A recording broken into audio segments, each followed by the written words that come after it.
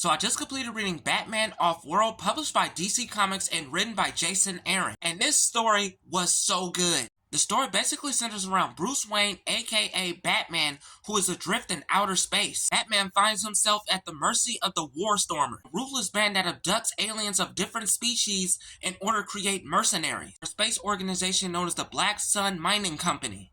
In order to combat this threat, Batman teams up with his own group of intergalactic allies. Now Batman struggles to hold on to his moral code.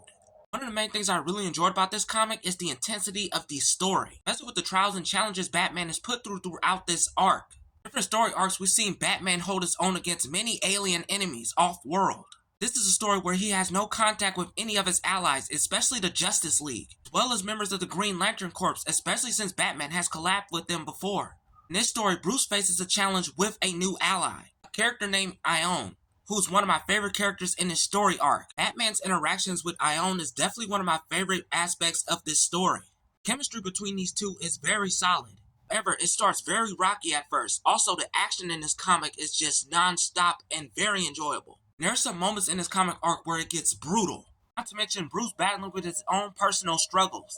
Throughout the story, he's still able to overcome many challenges. Also, the art is really well done. It definitely captures the grittiness. Not to mention, it gives a very sci-fi feel to the story arc. Jason Aaron did such a good job writing this story. I was on the edge of my seat from beginning to end. This comic also deserves its own DC animated feature based off this story arc. Batman Off-World is a 10 out of 10 A+ read. You can find this comic at your local comic book shop, or you can order it on Amazon. Tune in for the next update and the next review. Peace out.